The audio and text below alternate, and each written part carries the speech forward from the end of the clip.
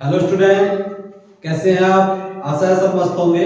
आज हम पढ़ेंगे, ये क्लास 10th मैथ है, अनसोल्ड चल रहा है आपका राजीव प्रकाशन का सेट नंबर 4 2020 822 MZ। इस सेट के दो क्वेश्चन हम कर चुके हैं। आज हम क्वेश्चन नंबर 3 से स्टार्ट करेंगे। क्वेश्चन नंबर 3 में दिया है, यदि 241/4000 बराबर 241/2 की पावर m गुणा 5 की पावर n, तो m व n के मान ज्ञात कीजिए। जहां m और n ऋणात्मक पूर्णांक है, मतलब नॉन नेगेटिव जीरो। बाकी प्रक्रिया किए बिना दशमलव प्रसार भी लिखिए। देखिए भाई, हम इसको किस तरह से करेंगे, आप देखिए 241/4000 दिया है, बराबर किसके है?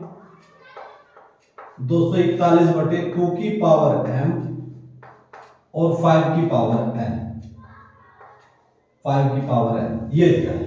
देखिए ये आपके पास में है 4000 के मैं अभाज्य गुणनखंड कर दूंगा। अभाज्य गुणनखंड के रूप में टुकड़े करिए इसके। चलिए मैं 2 से डिवाइड करता हूं। 2 से डिवाइड कर दूंगा तो ये हो जाएगा 2000। फिर इसको 2 से डिवाइड करो, कितना हो गया? 1000। फिर इसको 2 से डिवाइड करो, ये हो गया जी 500। फिर इसको 2 से डिवाइड करो, कितना हो गया? 250। फिर इसको 2 से डिवाइड करो, कितना हो गया? 125। ठीक है, चलिए अब इसको 5 से डिवाइड करो। 5 से कर दूंगा तो ये हो गया 25। फिर इसको 5 से करो तो कितना हो गया? 5। अब इसको 5 से कर दूंगा 1। ठीक है, तो देखिए 1 2 3 4 5, तो 2 की घात 5 कितना होगा? 2 की घात 5 और 5 की घात 3। तो 4000 को मैं टुकड़े कर सकता हूं। इसका एलसीएम हो जाएगा 4000 को हम लिखेंगे 2 गुणा 2 गुणा 2 गुणा 2 गुणा 2, 2 की घात 5, 5 गुणा 5 गुणा 5, मतलब 2 की घात 3 और 2 की घात 5 और 5 की घात 3। इसको आप इस तरह से लिखेंगे। यार एक बार दोबारा से मैं यहाँ थोड़ा ढंग से बता दूंगा। 241/4000 को हम लिखेंगे इस तरह से, 2 गुणा 2 गुणा 2 गुणा 2 गुणा 2 गुणा 2, 1 2 3 4 5। ठीक है, 2 की घात 5 और 5 की घात 3, 1 गुणा 5 गुणा 5 गुणा 5, ये कितना होगा? 241/2 की घात m और 5 की पावर n। तो ये हो गया 241/1 2 3 4 5। 2 की घात कितनी होगी? 5 होगी। 2 की घात 5 और 5 की घात 3, 5 की घात 3। तो ये होगा 241/2 की पावर m और 5 की पावर n। आप क्या करेंगे? घातों की तुलना करेंगे। क्या करेंगे? देखिए घातों की तुलना करेंगे। घातों की तुलना करने पर, घातों की तुलना करेंगे। देखिए ये m है, तो m बराबर क्या है? 5। ये n है, 5 की पावर n, ये 5 की पावर 3, 2 की पावर m 2 की पावर 5, मतलब m बराबर 5 और 2 की पावर 5 की पावर n और 5 की पावर 3, तो n बराबर 3। तो m बराबर 5 एंड n बराबर 3, m बराबर 5 और n बराबर 3। ये भाई इसका सॉल्यूशन हो जाएगा। आप इसको इस तरह करेंगे। ठीक है,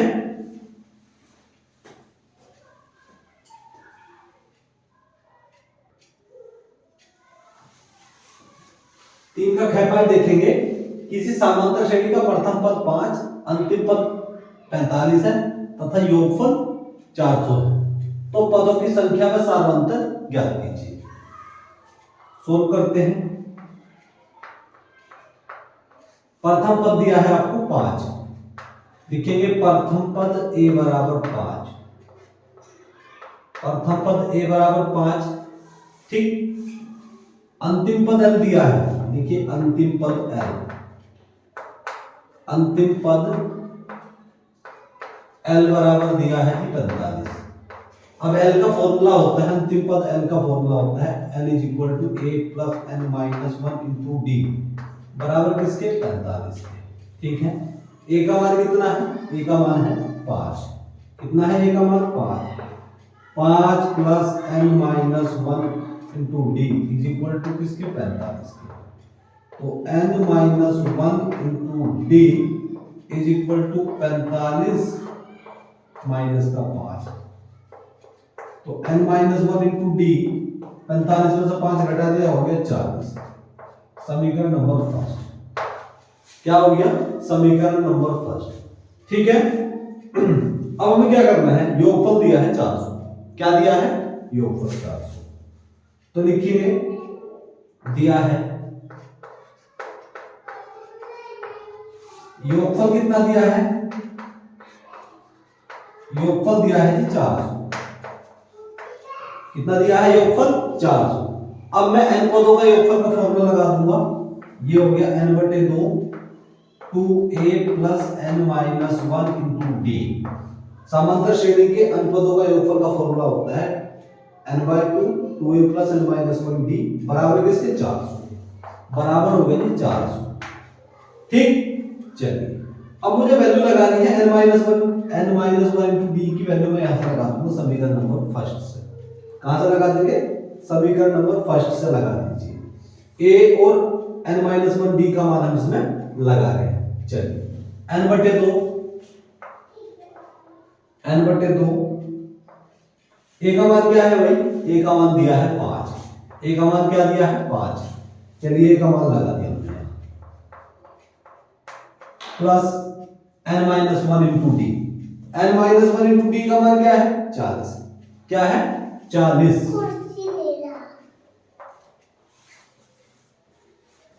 40 हो गया बराबर किसके 2a। a का मान कितना है 5 है, n minus one into D का मान है 40। ये लगा 40 बराबर किसके 400। बराबर हो गया जी 400। तो n बटे 2 5 दूनी 10, 10 में 40 जोड़ दिया कितना हो गया 50। 40 और 10 50 इज इक्वल टू 400। इससे इसको काट दिया मैंने कितनी बार 25 बार, इसको कैंसिल कर दिया 25 दूनी 50। तो ये हो गया 25n is equal to 400 sorry. अब n इज इक्वल टू देखो इसको 25 से 400 बटे 25, इससे मैं इसको काट दूंगा। कितनी बार काटूंगा देखो 25 एकम 25, 25 एकम 25 हो जाएगा। अब 25 में से अब हमें घटाना है 40 में से 25 घटा दूंगा 15 हो जाएगा और 25 छिक्का 150। ठीक है, तो n का मान हो गया 16। n बराबर 16, n का मान 16। अब मुझे क्या करना है, अब मुझे मान निकालना है सारांतर। पदों की संख्या n, पदों की संख्या n बराबर हो गया 16। n क्या है ये पदों की संख्या, पदों की संख्या, पदों की संख्या। अब n का मान समीकरण नंबर 1 में लगा दीजिए। लगाइए n का मान समीकरण फर्स्ट में रखने पर n का मान ये रहा। देखो n बराबर 16, n का मान समीकरण नंबर फर्स्ट में यहां लगाइए 16 माइनस 1 डी बराबर किसके 14 के। ठीक है, 16 में से घटा दे कितना हो गया 15 डी बराबर किसके 40। तो डी बराबर 40 बटे 15, 40 बटे 15। चलिए इसको काटो, देखो 5 से इसको डिवाइड करो, 5 दिया 15 और 5 अट्ठे 40, तो मतलब 8 बटे 3, 8 बटे 3 सार्वंतर हो गया 8 बटे 3। या मैं इसको ऐसे लिख सकता हूं 3 से 8 को डिवाइड कर दो, 3 दूनी 6, 8 में से 6 घटा दिया तो 2 सही 1 बटा 3, 2 सही 1 बटा 3, 2 सही 2 बटे 3, 2 सही 2 बटे 3। ये सार्वंतर हो जाएगा इसका। ये b क्या है भाई सार्वंतर, सारवंतर b बराबर 2 से ही 2/3 इसका आंसर हो जाएगा। ठीक है,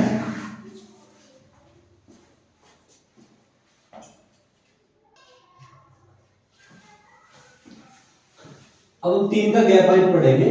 वह अनुपात ज्ञात कीजिए जिसमें बिंदुओं -3 और 10 और 6 -8 को मिलाने वाला रेखाखंड बिंदु -1 6 के द्वारा विभाजित होता है। देखिए बहुत इंपॉर्टेंट क्वेश्चन है ये, कई बार कई सेटों में पूछा गया है। ठीक है, ये परीक्षा की दृष्टि से बहुत इंपॉर्टेंट क्वेश्चन है। आगे चलिए देखिए,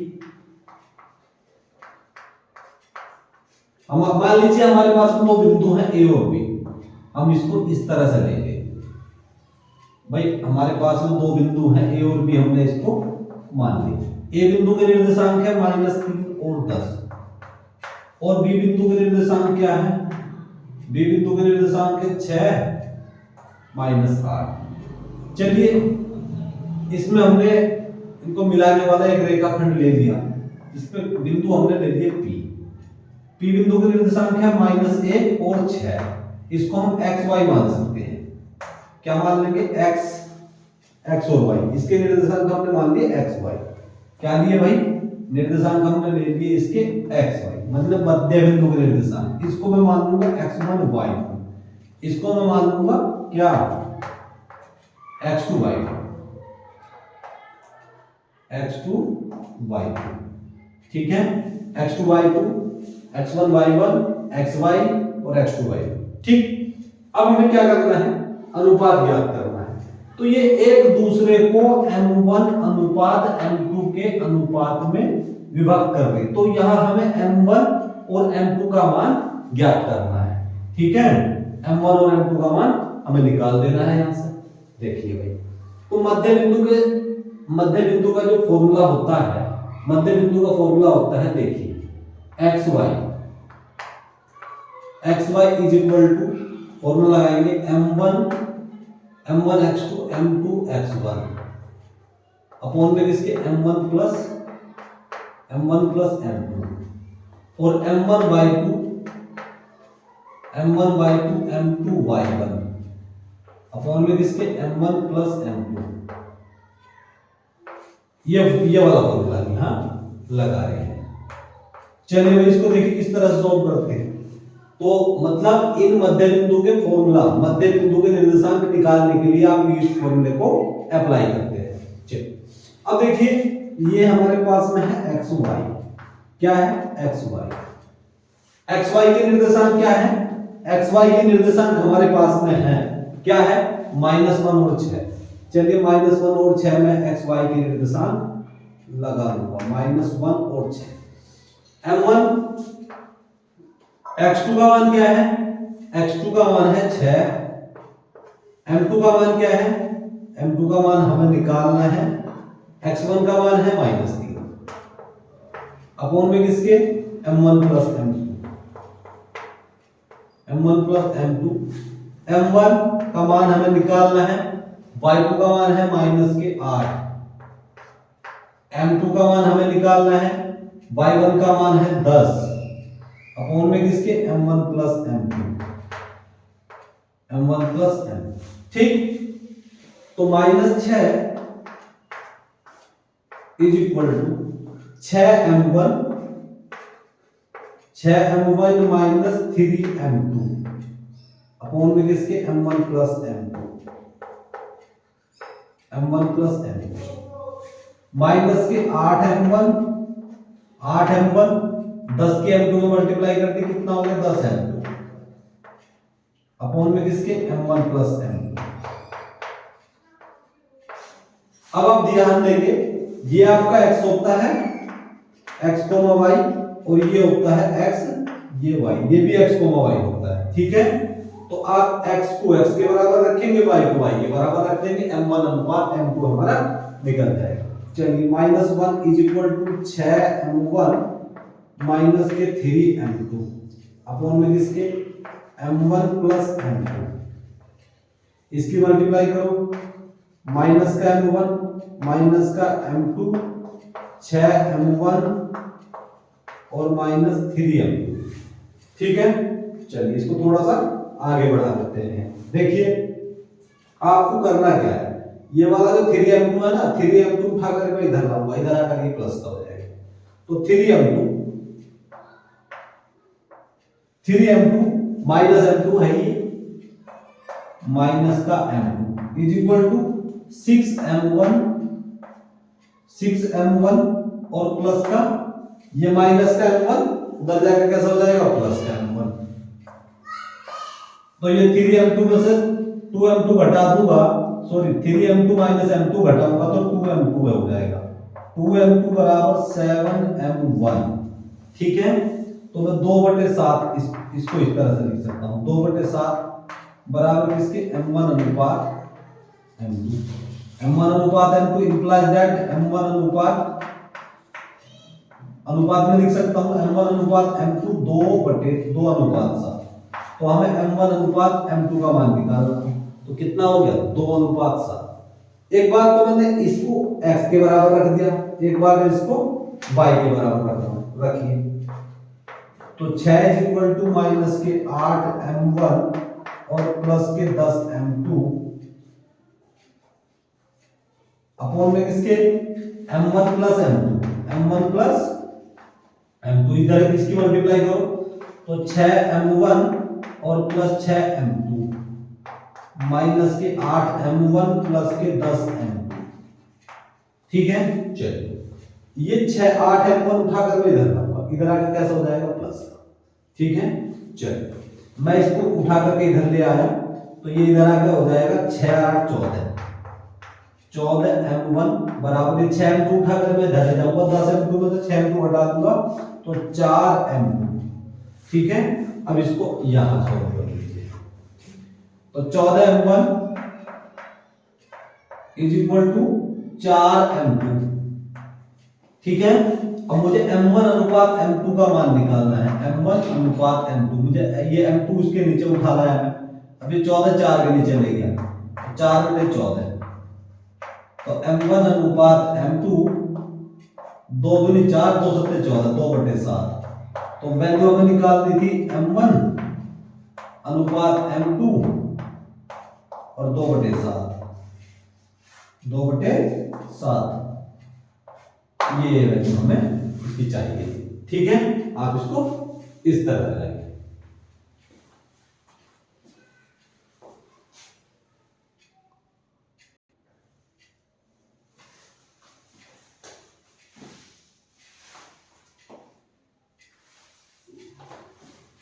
अब हम 3 का गैप आयन देखेंगे। दो घनों जिसमें से प्रत्येक का आयतन 343 घन सेंटीमीटर है के संलग्न फलकों को मिलाकर एक ठोस बनाया जाता है, इससे प्राप्त घनाभ का पृष्ठीय क्षेत्रफल क्या लीजिए। देखिए भाई हमारे पास में 2 घन हैं, इनको मिलाकर एक घनाभ बनाया जाता है, ये इस तरह के 2 घन हैं। ठीक है, तो अब आप समझेंगे, सबसे पहले आप मान लेंगे, यानी को माना घन की प्रत्येक कोण, माना घन की प्रत्येक कोण a सेंटीमीटर है। घन की प्रत्येक कोण कितनी है a सेंटीमीटर है। ठीक है, अब आपको दिया है घन का आयतन, प्रत्येक का आयतन 343 सेंटीमीटर। तो लिखेंगे घन का आयतन, घन का आयतन हो गया जी 343 घन सेंटीमीटर। घन सेंटीमीटर मतलब सेंटीमीटर की घात 3। ठीक है, घन का आयतन हो गया 1 क्यूब। तो मैं इसको 7 की घात 3 लिख सकता हूं, 7 की घात 3, क्योंकि 7 को, बल्कि आप इसको इस तरह लिखेंगे 7 सत्ते 49 सत्ते 343 मतलब 7 की घात 3। 7 की घात 3, तो 1 की घात 3 बराबर 7 की घात 3। इसका मैं अगर घनमूल ले लूं तो लिखेंगे घनमूल लेने पर,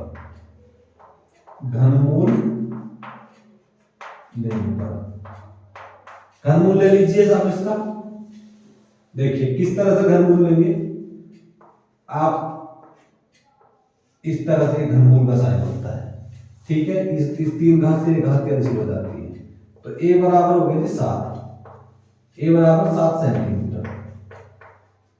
ए बराबर किसके हो गया, ए बराबर हो गया 7 सेंटीमीटर। ठीक समझो।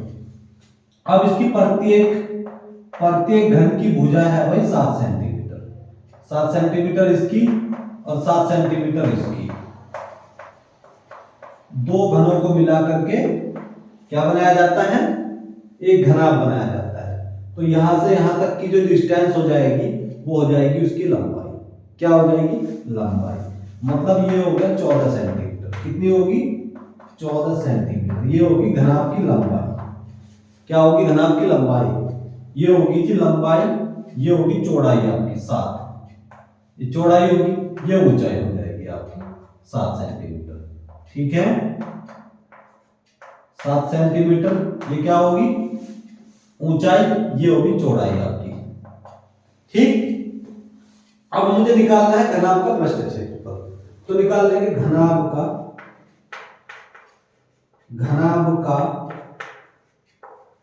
पृष्ठीय क्षेत्रफल।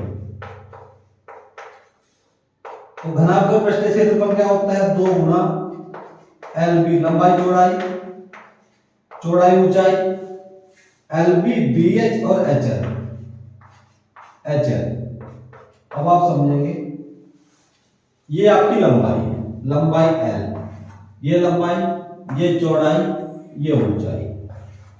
ठीक है, तो लंबाई चौड़ाई ऊंचाई होगी हमारी। लंबाई कितनी है 14, चौड़ाई कितनी है 7, चौड़ाई कितनी 7, ऊंचाई कितनी, ऊंचाई होगी जी आपकी 7, लंबाई है 14 और लंबाई कितनी है, लंबाई होगी आपकी 14 सेंटीमीटर। सॉरी, ये ऊंचाई 7 है आपकी, 7, ये 14। ठीक है, चलिए इसको थोड़ा सा सॉल्व करते हैं। 14 सत्ते 98, 7 सत्ते 49 और 14 सत्ते 98। तो ये होगा 2 98, सॉरी 14 सत्ते 98, ये भी 98 हो जाएगा 98। इन दोनों को जोड़ूंगा मैं, 98 और 98 जोड़ लीजिए आप, ये कितना हो जाएगा 8 और 8 16, 9 और 9 18, 18 ने 19, 196। ये कितना होगा जी 49। जोड़ दीजिए इसको, 2 9 6 15 का 5 का 19 और 4 कितना हो गया 22, 22 और 1 19 4 19 4 23 24, 245 की मैं 2 बार मल्टीप्लाई कर दूंगा तो 490। कितना हो गया 490 सेंटीमीटर स्क्वायर। कितना हो जाएगा, सेंटीमीटर स्क्वायर या वर्ग सेंटीमीटर, सेंटीमीटर स्क्वायर। ये भाई आपका घनाभ का पृष्ठ क्षेत्रफल हो गया। ठीक है,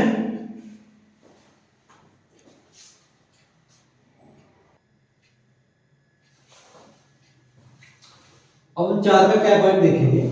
एक त्रिभुज का क्षेत्रफल ज्ञात कीजिए जिसके शीर्षों के निर्देशांक a b plus c, b c plus a और c a प्लस b। देखिए भाई, हमें क्या है, इसमें एक त्रिभुज दिया है, हम एक त्रिभुज बनाते हैं। ये हमारा एक त्रिभुज हो गया। हमें इस त्रिभुज का क्षेत्रफल निकालना है जिसके शीर्षों के निर्देशांक दिए हैं a b प्लस सी और बी बिंदु के निर्देशांक क्या दिए हैं b c plus a, b c plus a और c बिंदु के निर्देशांक दिए हैं c a प्लस b। अब हमें निकालना है त्रिभुज का क्षेत्रफल। क्या निकालना है, त्रिभुज का क्षेत्रफल। तो त्रिभुज का क्षेत्रफल का जो फॉर्मूला होता है, त्रिभुज का क्षेत्रफल, त्रिभुज का क्षेत्रफल होता है 1/2 x1 y2 minus y3 plus x2 y3 minus y1, x1 y2 minus y3 plus x2 y3 minus y1 और plus x3 y1 minus y1 से ये आपका त्रिभुज का क्षेत्रफल हो गया। अब देखिए x1 y1 x1 y1 x2 y2 x3 y3 है क्या। चलिए मैं इस वाले पॉइंट को x1 y1 मान लेता हूं, x1 y1, इसको मैंने x2 y2 मान लिया, इसको मैंने x3 y3 ले लिया, ठीक है। चलिए अब इसको आप सोल्व करते हैं। 1/2 x1 का मान देखिए क्या है, x1 का मान है आपके पास में a, x1 का मान क्या है a हो गया। y2 क्या है, y2 है c प्लस a, y2 क्या है c plus a, minus y3 क्या है a प्लस b, मतलब y2 में से y3 घटा रहा हूं, y2 माइनस y3 मैं डायरेक्ट घटा रहा हूं, तो ये हो गया कि a minus b plus x2, x2 का मान है आपके पास में b, x2 क्या है b, y3 में से क्या घटा रहा हूं, y3 में से घटा रहा हूं y1, तो a plus b minus a plus b, y1 क्या है भाई, y1 है minus b minus c, minus b minus c plus c plus x3 का मान क्या है, x3 का मान है c, रखो ये हो गया c। अब ये है y1 है जी b प्लस c, y1 हो गया b प्लस c, y2 क्या हो गया c प्लस a, माइनस का c माइनस का a, ठीक। चलिए जो कुछ कैंसिल हो रहा है उसको कैंसिल करेंगे, a से a कैंसिल हो गया, माइनस के b से प्लस का b कैंसिल हो गया, माइनस के c से प्लस का c कैंसिल हो गया, ये हो गया जी 1/2, ये हो गया a और c minus b, a c minus b plus b, ये हो गया a माइनस c और plus c b minus a, ठीक है। आपको करना क्या है, ये हो गया 1/2, इसकी मल्टीप्लाई करो, AC माइनस का AB, AC माइनस AB, एक B की मल्टीप्लाई कर दी माइनस का AB और माइनस का BC, यहां करो ये होगा BC और ये हो गया माइनस का AB, ठीक है। मैंने A के अंदर मल्टीप्लाई कर दी, B की कर दी, C की कर दी। अब जो कुछ कैंसिल करना हो देखिए, AC से हमारा कट गया जी, AC से यहां देखिए A से इसकी मल्टीप्लाई करता मैं, यहां B नहीं होता, AC हो जाता, क्या होता AC से AC कैंसिल हो गया। अब इस माइनस के AB से प्लस का AB, माइनस के BC से प्लस का BC, तो क्या हो गया 0, 1/2, ये हो गया 0 की मल्टीप्लाई 1/2 में, तो 0 इसका आंसर हो जाएगा, ठीक है।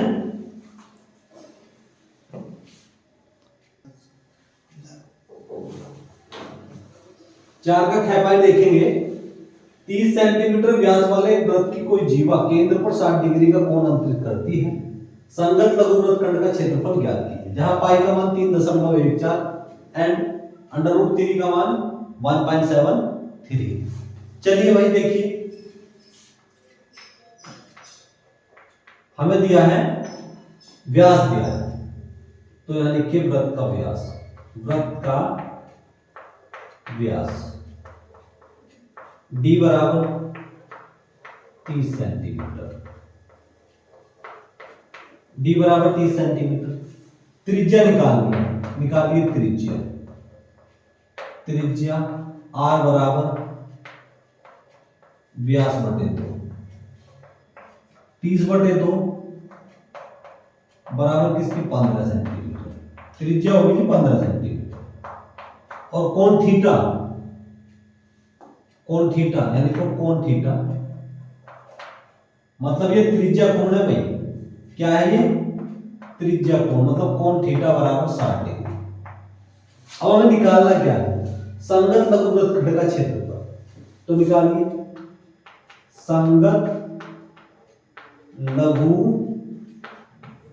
वृत्तखंड का क्षेत्रफल, संगत लघु वृत्तखंड का क्षेत्रफल का फॉर्मूला होता है, ये होता है पाई आर स्क्वायर थीटा बटे 360 माइनस का 1/2 आर स्क्वायर साइन थीटा, ये फॉर्मूला होता है इसका। ठीक है, यहां से आप आर स्क्वायर कॉमन ले सकते हैं आप। चलिए भाई, हमने आर स्क्वायर यहां से बाहर निकाल दिया।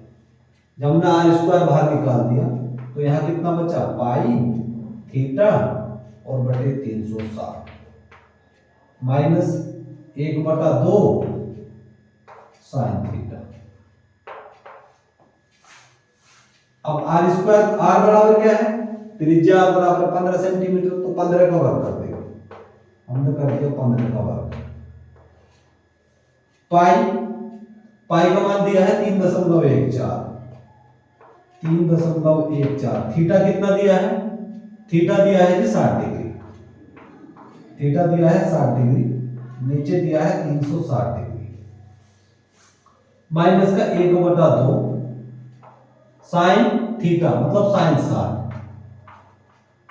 60। ठीक है, इससे मैंने इसको काट दिया कितनी बार भाई, 6 × 36, 6 बार ही करता है। कितनी बार कट गया, 6 बार। अब यहाँ हो गया 6, यहाँ 2, तो मतलब 6 और 2, मतलब मैं यहाँ से 2 कॉमन ले सकता हूँ नीचे, तो मैंने नीचे से 2 कॉमन ले लिया। 15 का वर्ग कितना हो गया, 225।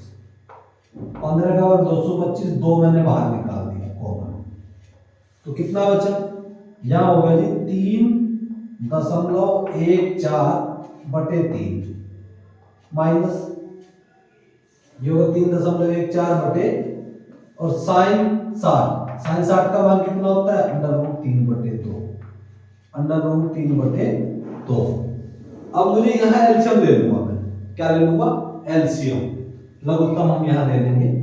ये हो गया जी 225/2, 225/2, इसकी इसमें मल्टीप्लाई कर दूंगा, ये हो जाएगा 6.28 माइनस 3√3, और 3 दूनी कितना, 3 दूनी हो गया 6, मैंने यहाँ एलसीएम ले लिया। ठीक है, अब मुझे क्या करना, इन दोनों की एक साथ मल्टीप्लाई कर दूंगा, 6 दूनी 12, तो 225/12, ये हो गया जी 225/12, ये हो गया 6.28, 6.28 और 3 √3 का मान कितना दिया है, 1.73, 1.73, 1.73। ठीक, चलिए अब ये कितना हो गया, 225/12। ठीक, इसकी मल्टीप्लाई कर दूंगा, 6.28 माइनस इसकी मल्टीप्लाई करेंगे, 3 दिया 9 और 17 दिया 51, तो ये हो जाएगा 5.19। आप करेंगे क्या, इसमें से इसे घटा देंगे, 225/12, 8 में से 9, मतलब 18 में से 9 घटा देंगे तो 9 हो जाएगा, कितना बचेगा, 9। अब यहाँ कितना बचा आपके पास में, यहाँ बचा भाई 61 में से आप 51 घटाएंगे तो 10 हो जाएगा, तो मतलब 1.09।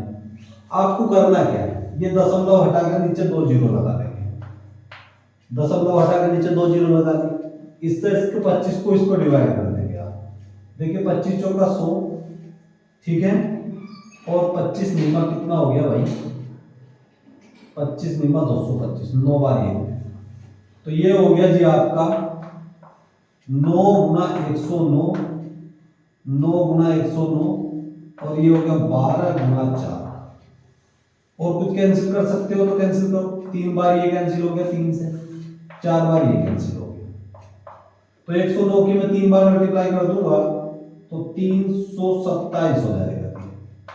327 बटे 4 चौक 16। अब हमें करना क्या है, 4 से 16 से 327 को डिवाइड कर देंगे। डिवाइड करिए, देखिए अगर 16 की 20 बार मल्टीप्लाई कर दूंगा, 16 दूनी 32, ये हो जाएगा 320। तो कितना हो गया 7, दशमलव लगा करके 0 उतार दूंगा। 16 बचे 80 हो जाएगा, 16 चौका 64, 16 चौका 64 हो जाएगा भाई। 70 में से 64 घटा दिया, 6 हो गया, दशमलव लगी हुई है, 0 उतार देंगे। अब 16 दिया 48, 16 दिया 48। अब 60 में से 48 घटा दिया, 12, दशमलव लगी हुई है, 0 उतार दो। 16 अट्ठे 112, 16 अट्ठे 112। 120 में से 112 घटा दूंगा, 8 हो जाएगा, दशमलव लगी हुई है, 0 उतार देंगे। 16 पंजे 80। तो ये पूरा पूरा भाई कैंसिल हो गया। तो 20.4385, तो ये हो गया भाई 20.4385। क्षेत्रफल कैसा होगा, सेंटीमीटर स्क्वायर या वर्ग सेंटीमीटर, तो लिखेंगे सेंटीमीटर स्क्वायर। ये इसका भाई आंसर हो जाएगा। ठीक है, आप इसको, ये कैलकुलेशन आपको करके बताई है, आप कैलकुलेशन इस तरह से कर सकते हैं। ठीक है,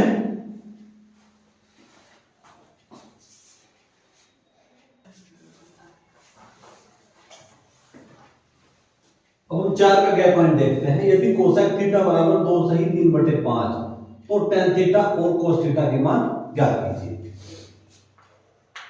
क्या दिया है भाई,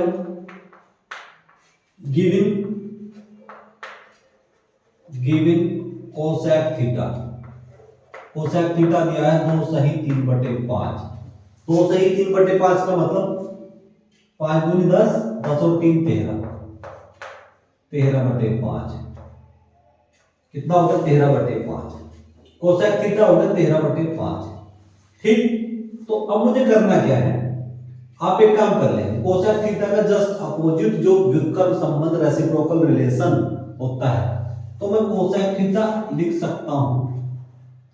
कोसेक थीटा होता है 1/sin थीटा। कोसेक थीटा क्या होता है, 1/sin थीटा। ठीक है, ठीक, तो चलिए इसको मैं लिख सकता हूं 1/sin थीटा। 1/sin थीटा बराबर किसके, 13/5 के। 13/5 आप इसकी इधर मल्टीप्लाई करो, इसकी इधर मल्टीप्लाई करो, तो इस ऐसा करने पे आपको sin थीटा का जो मान है वो 5/13 प्राप्त हो जाएगा। कोसेक थीटा बराबर 13/5 है, तो sin थीटा का मान 5/13 हो जाएगा। ये आपका फॉर्मूला अप्लाई किया है। ठीक, चलिए sin थीटा का मान हो गया। अब आप एक सर्वसमीका जानते हैं, सर्वसमीका। sin थीटा और cos थीटा के पदों में एक सर्वसमीका होती है sin square theta plus cos square theta बराबर 1। ठीक, तो मुझे वैल्यू चाहिए किसकी, cos थीटा की। तो cos थीटा का मान निकालने के लिए आप एक काम करोगे, sin स्क्वायर थीटा को उठा करके इधर ले जाएंगे, तो cos square theta is equal to 1 minus sin square theta. तो cos square theta is equal to 1 minus sin square theta में अप्लाई कर सकता हूं। तो फॉर्मूला लगाएंगे, cos square theta is equal to 1 minus sin square theta. तो cos square theta 1 minus sin theta का मान है 5/13, तो 5/13 का स्क्वायर 1 माइनस 5 का वर्ग 25, 13 का वर्ग कितना 169, तो 169 माइनस 25/169 कितना हो गया 144/169। तो cos स्क्वायर थीटा बराबर 12/13, 12 का वर्ग क्या होगा 144, 13 का वर्ग 169, इतना हो गया। इसका वर्गमूल ले लीजिए आप, वर्ग से रूट कैंसिल, तो cos थीटा बराबर हो गया जी 12/13। तो cos थीटा का मान तो हमने निकाल दिया, कितना 12/13। तो अब हमें दूसरा मान निकालना है, किसका, दूसरा मान निकालना है हमें tan थीटा का। नाउ रखिए tan थीटा। अब रेसिप्रोकल रिलेशन मतलब व्युत्क्रम संबंध से tan थीटा हमारा होता है sin थीटा बटे cos थीटा, tan थीटा बटे cos थीटा। sin थीटा का मान कितना है? sin थीटा का मान है 5/13, 5/13। cos थीटा का मान है 12/13, 12/13। 13 से 13 कट गया तो कितना हो गया? 5/12। तो tan थीटा का मान कितना आया जी? tan थीटा का मान आया 5/12, 5/12। तो ये हमें यहां निकालना है। तो cos थीटा और tan थीटा का मान हमने यहां निकाल लिया। ठीक है,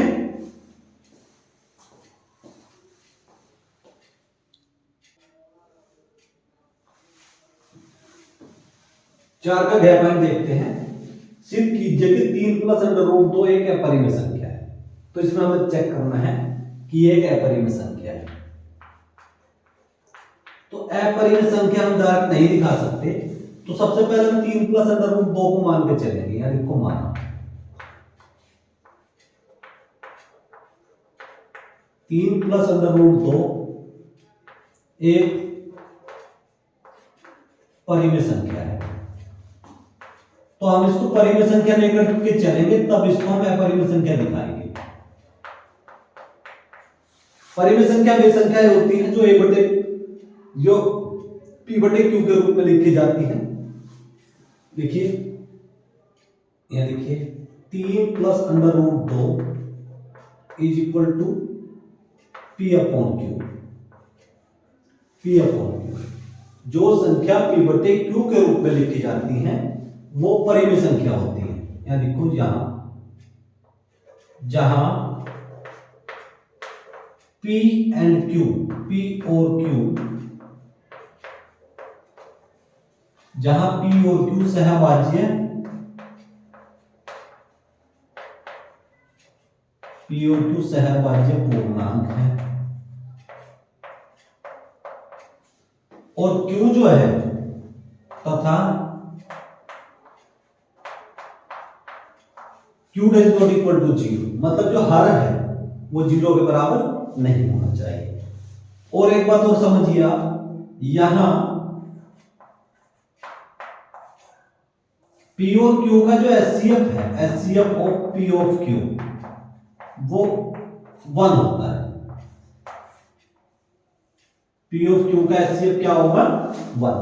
जो भी सहभाज्य पूर्णांक होते हैं उनका HCF महत्तम समापवर्तक 1 होता है। ठीक, जब मैंने 3 + √2 को p/q के रूप में लिख दिया, तो मैं इस 3 को उठा करके इधर ले लूंगा, इंप्लाइज दैट √2 बराबर p/q - 2, या इसको ऐसे लिख सकते हैं p/q - 2 = p/q - 2 एक क्या है?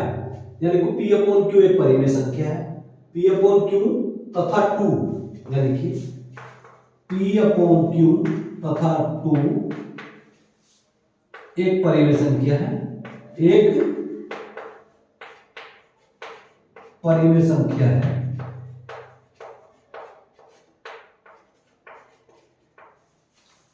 जब p/q और 2 परिमेय संख्या है तो इनका अंतर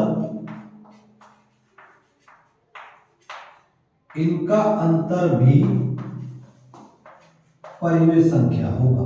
तो इनका अंतर भी क्या होगा? परिमेय संख्या। तो इनका अंतर भी परिमेय संख्या होगा। तो इनका अंतर भी क्या होगा? भाई p/q और 2 परिमेय संख्या है तो इनका अंतर भी परिमेय संख्या होगा। जब इनका अंतर परिमेय संख्या होगा, ये इसके बराबर होगा, तब √2 भी परिमेय संख्या होगी।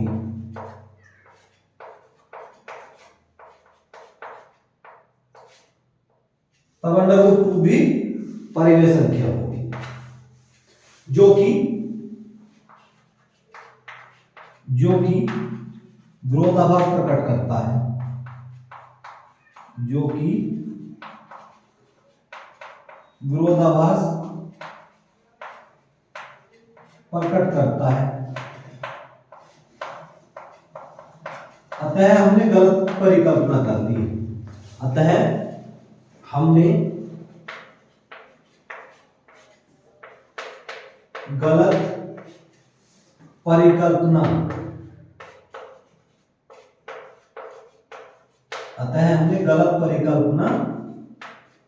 कर ली है। अतः √2 एक परिमेय संख्या नहीं है। मतलब √2 एक परिमेय संख्या नहीं है। जब ये परिमेय संख्या नहीं है तो 3 + √2 + 3 भी परिमेय संख्या नहीं होगी।